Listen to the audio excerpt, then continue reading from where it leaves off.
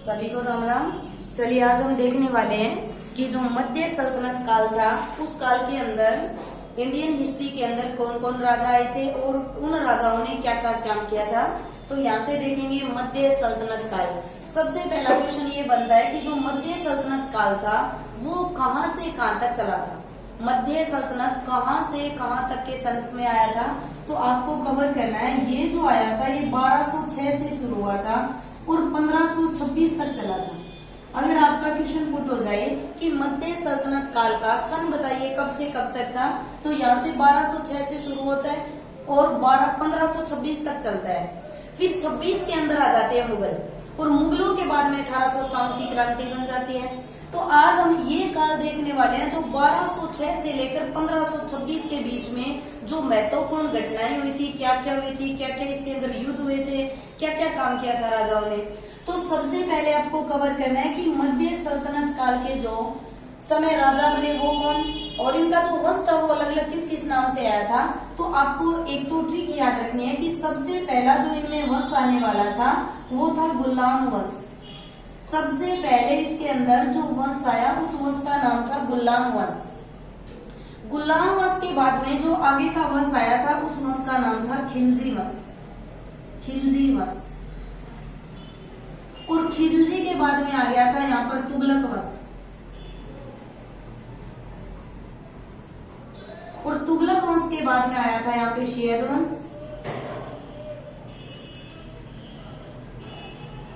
शैयद वंश और लास्ट के अंदर आ गया था यहाँ पर लोधी वंश।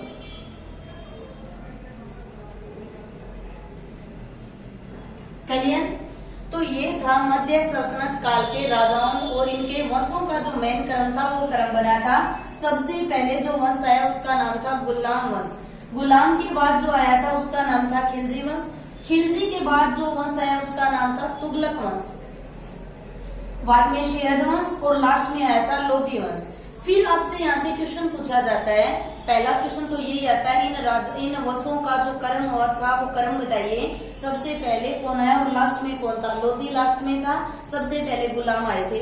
फिर आपसे पूछा जाता है इन वंशों के संस्थापक कौन थे। इन वंशों के जो संस्थापक बने थे वो संस्थापक कौन थे, किस किसने इन वंशों की स्थापना की थी। क्लियर। तो फिर आपको करना है जो गुलाम वंश था इसका संस्थापक था कुतुबुद्दीन ऐबक।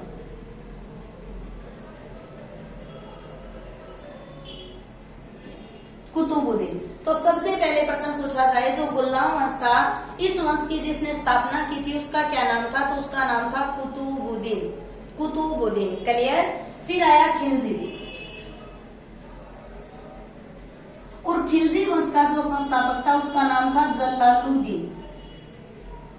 जलालुद्दीन। सबसे पहले वंश गुलाम वंश का जो संस्थापक था वो कुतुबुद्दीन था और फिर आया खिलजी। खिलजी वंश के अंदर आया था जलालुद्दीन और तुगलक वंश में आया था गयासुद्दीन तुगलक। गयासुद्दीन तुगलक। तो तुगलक वंश की स्थापना करने वाले राजा का क्या नाम था, गयासुद्दीन तुगलक था। फिर आता है आपके पास सैयद। सैयद वंश के संस्थापक का नाम था खिजर खान। खिजर खान। और लोधी वंश का जो संस्थापक था उसका नाम था बहलोल लोधी। बहलोल लोधी। क्लियर। तो आपका एक नंबर का क्वेश्चन तो ये से बन जाता है कि जो मध्य सल्तनत काल हुआ था वो कहां से कहां तक चला। तो आपको कवर करना है 1526 से चला था और 1206 से चला था और 1526 तक चला। आगे 1526 के बाद में मुगल आ जाते हैं, फिर 1857 की क्रांति बन जाती है। फिर आपसे पूछा जाता है जो मध्य सल्तनत था उसमें पहला जो वंश आया या पहले जो राजा बने थे उन वंशों को बताइए। तो पहला वंश गुलाम के बाद खिलजी, तुगलक, सैयद और लोधी। फिर क्वेश्चन आता है गुलाम वंश की स्थापना करने वाला, तो गुलाम वंश की था कुतुबुद्दीन ऐबक। क्लियर। खिलजी वंश का था जलालुद्दीन। फिर तुगलक वंश का था गयासुद्दीन तुगलक। सैयद का खिजर खान था और लोधी वंश का था बहलोल लोधी। ये तो था इन वंशों के बारे में। आज जो हम करने वाले हैं वो हम एक वंश को लेकर उसकी सारी डिटेल करेंगे, कौन कौन राजा बने, उन राजाओं ने क्या क्या काम किया था। तो सबसे पहले आज करने वाले हैं गुलाम वंश। तो ये लिखिए सबसे पहले कि कौन कौन से वंश, कौन कौन से राजा और कहां से कहां तक चला था। अब हम करने वाले हैं जो पहला आपका वंश बना था और उस वंश का नाम था गुलाम। आज देखेंगे गुलाम के बारे में कि गुलामों ने क्या क्या किया, कैसे कैसे कौन कौन राजा बने। तो आपको हेडिंग लिखनी है 1 नंबर गुलाम वंश की। गुलाम वंश, गुलाम वंश के अंदर सबसे पहले आपको कवर करना है कि गुलाम वंश कब आया और कहां तक चला। गुलाम कब आया और कहां तक गुलाम था, तो आपको कवर करना है 1206 से लेकर 1290 तक गुलाम वंश था। 1206 से लेकर 1290 आया, यहाँ तक गुलाम वंश आया। फिर आपको क्वेश्चन पूछा जाता है गुलाम वंश का जो संस्थापक था, जो 2 मिनट पहले आपने किया है संस्थापक, तो गुलाम वंश का संस्थापक था कुतुबुद्दीन ऐबक। कुतुबुद्दीन ऐबक, क्लियर। अगर गुलाम वंश का आपसे संस्थापक पूछा जाए तो आपका आंसर बनेगा कुतुबुद्दीन ऐबक। फिर आपको एक क्वेश्चन पूछा जाता है जो कुतुबुद्दीन ऐबक था, ये राजा कब से कब तक रहा था, तो 1206 में आया और 1210 तक था। 1206 से केवल 1210 तक, 4 साल तक कुतुबुद्दीन ऐबक यहाँ पर राजा बना रहता है। फिर आपसे क्वेश्चन और पूछ लिया जाता है जो कुतुबुद्दीन ऐबक था, इस ऐबक ने क्या क्या काम किया था, क्या इसके अंदर खासियत थी। तो एक तो मोस्ट इम्पोर्टेंट आपको याद रखनी है इस कुतुबुद्दीन ऐबक के बारे में कि इसने लाख बख्श की उपाधि धारण की थी। लाख बख्श, क्लियर। तो पहला प्रश्न तो यहीं से पुट हो जाता है, मध्य सल्तनत काल में ऐसा कौन सा राजा था जिसने लाख बख्श की उपाधि धारण की, तो आपका आंसर होगा कुतुबुद्दीन ऐबक ने की थी लाख बख्श की उपाधि। कि ये लाख बख्श होता क्या है, ये दानी के लिए जो लाखों में दान करता है उन्हें एक उपाधि दी जाती थी, जिस उपाधि का नाम था लाख बख्श, क्लियर। आगे चलिए। फिर कुतुबुद्दीन ऐबक से आपको प्रश्न पूछा जाता है, कुतुबुद्दीन ऐबक ने अपनी जो राजधानी बनाई थी वो किसे बना ली थी। कुतुबुद्दीन ऐबक था और ऐबक ने जो अपनी राजधानी बनाई, पहली जो राजधानी बनी थी इन गुलामों की, तो बताइए वो राजधानी कौन सी बनी। तो आपको याद रखना है लाहौर को बनाया था, लाहौर इसकी राजधानी। लेकिन इससे पहले ही कुतुबुद्दीन ने किल्लीखोर को भी राजधानी बना लिया था। किल्लीखोर छोड़िए इसको। अब फिर हम करने वाले हैं कि जो कुतुबुद्दीन ऐबक था, इसने लाख बख्श तो उपाधि धारण की, लेकिन इसने काम क्या क्या किया था, तो आपको याद करना है कुतुबुद्दीन ऐबक जो था इसने कुवैत उल इस्लाम बनाया था। कुवैत उल इस्लाम बनाया था और इसने कुतुब मीनार की नींव भी रखी थी। कुतुब मीनार की जो नींव रखी थी वो भी कुतुबुद्दीन ऐबक ने, कुतुब मीनार की नींव। देखिए कुतुब मीनार बनाया नहीं था, इसने केवल नींव रखी थी। इसे पूरा करवाने वाला इसके आगे उत्तराधिकारी बनेगा इल्तुतमिश, जो इल्तुतमिश इस कुतुब मीनार को पूरा करवाएगा। लेकिन अगर प्रश्न पूछा जाए कि कुतुबुद्दीन ने कुतुब मीनार की नींव रखी, तो हाँ जी कुतुबुद्दीन ने कुतुब मीनार की नींव रखी, लेकिन पूरा करवाने वाला इल्तुतमिश था। कुवैत उल इस्लाम किसने बनाया, तो आपका आंसर होगा कुतुबुद्दीन ऐबक ने कुवैत उल इस्लाम बनाया था। एक क्वेश्चन आ जाता है कि कुतुबुद्दीन ऐबक को लाख बख्श की उपाधि धारण की थी।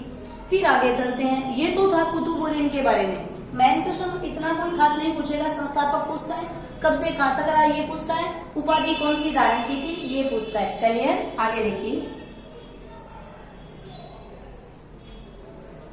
फिर आपको कवर करना है 1-2 क्वेश्चन और होते हैं इसमें। कुतुबुद्दीन आपने कर लिया, कुतुबुद्दीन ऐबक।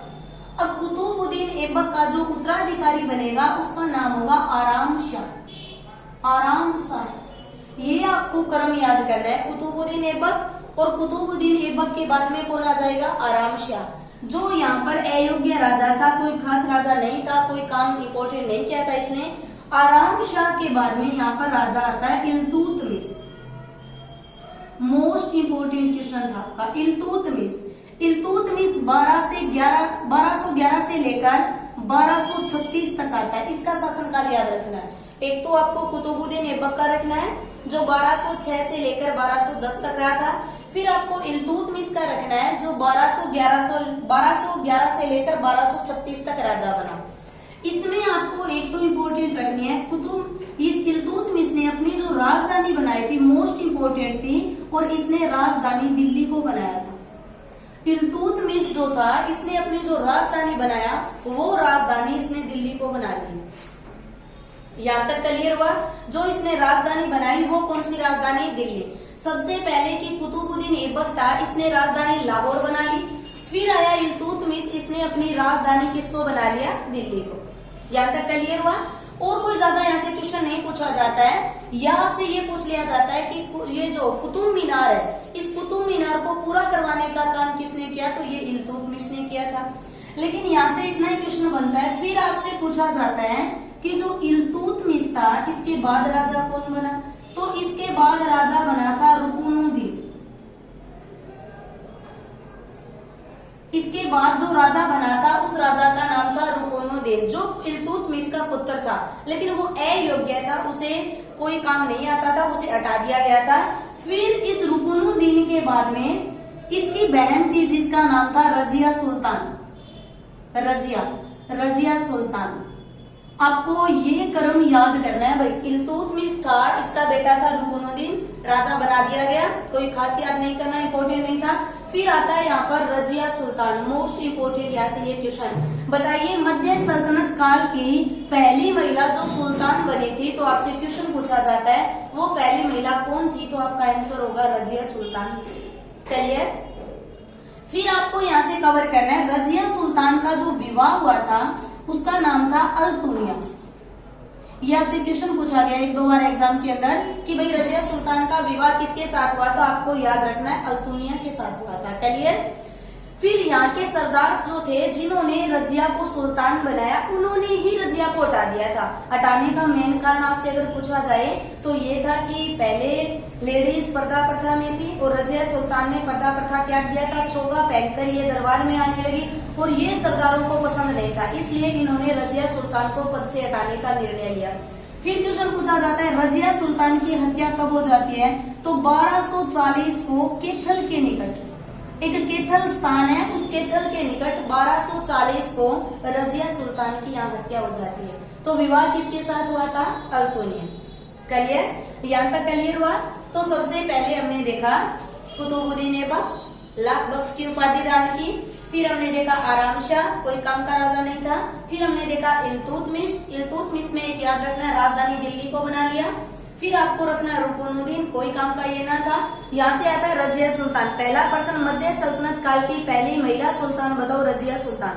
रजिया सुल्तान का विवाह किसके साथ हुआ था? अल्तुनिया के साथ। फिर 1240 में कैथल के निकट इसकी हत्या कर दी जाती है। क्लियर?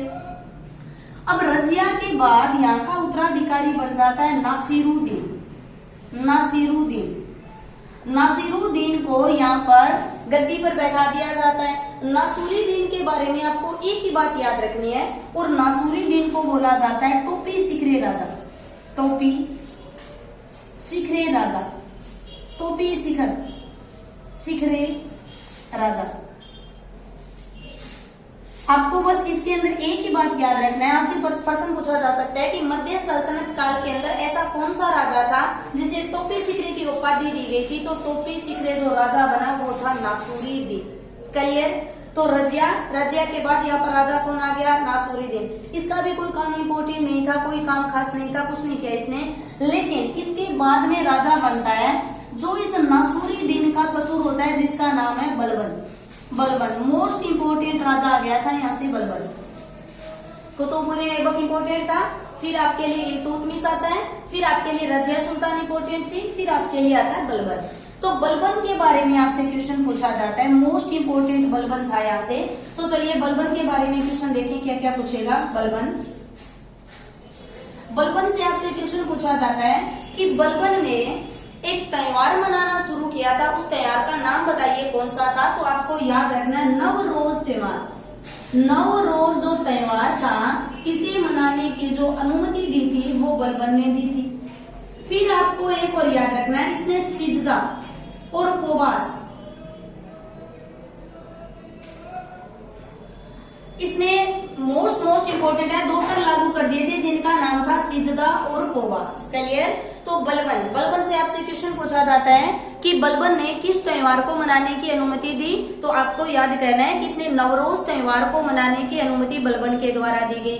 फिर आपसे प्रश्न पूछता है सिजदा और कोबास प्रथा किसने लागू किया, कर किसने लगवाया, तो सिजदा कोबास भी बलबन ने लगवाया। और एक इम्पोर्टेंट है बलबन के बारे में, बलबन के लिए आपको ये और मोस्ट इम्पोर्टेंट याद रखना है, लोहा रकत की नीति अपनाई थी। लोहा रकत नीति, लोहा रकत नीति भी बलबन के द्वारा अपनाई गई थी। फिर आपसे प्रश्न पूछा जाता है कि बलबन ने और क्या काम किया था, एक और काम किया था, तुर्कान ए चिलेगानी, तुर्कान ए चिलेगानी को समाप्त किया था। एक लोहा और रकत की नीति आगे भी अपनाएगा, जो आपका खिलजी वंश आएगा उसके अंदर और आने वाला है वो भी अपनाएगा यहाँ से। लेकिन ये ऐसा बोला जाता है कि इसको रकत पिपासु बोला गया था। ये जो बलबन था लोहा रकत इसलिए बोला गया क्योंकि ये रकत पिपासु राजा था। रकत पिपासु, रकत पिपासु का मतलब ये था कि ये सौपनशील था, इसके मन में जो आ जाता था कि राजधानी चेंज करनी है चेंज करेंगे, सैनिकों को कहीं लेकर जाना है वहां पर लेके चला जाता, तो इसे बोला जाता है रकत पिपासु, नीति अपनाने वाला सौपनशील एक राजा था। और दूसरा प्रश्न, तुर्कान ए चिलेगानी को इसने समाप्त किया था। अब कि तुर्कान ए चिलेगानी क्या था, तो 40 मुस्लिमों का समूह था जो सबसे कट्टर मुस्लिम थे, और उन मुस्लिमों के लिए एक अलग से टुकड़ी बनी हुई होती थी, उस टुकड़ी को समाप्त करने वाला राजा भी कौन बन जाता है, बलबन। क्लियर। फिर आपसे प्रश्न पूछा जाता है कि बताइए इस गुलाम वंश का जो अंतिम राजा रहता है वो कौन होगा, अंतिम राजा, अंतिम राजा। तो आपको याद रखना है शमसुद्दीन, शमसुद्दीन कैमुर्स। शमसुद्दीन जो कैमुर्स था वो इस वंश का अंतिम राजा रह जाता है। तो ये था आपका गुलाम वंश। पहला प्रश्न की सल्तनत काल, मध्य सल्तनत काल कहां से कहां तक रहा, आंसर होगा 1206 से 1526 तक चला था। इसमें सबसे पहला वंश कौन सा आया था, आपको आंसर बताना है कि इसमें सबसे पहले गुलाम वंश आया था।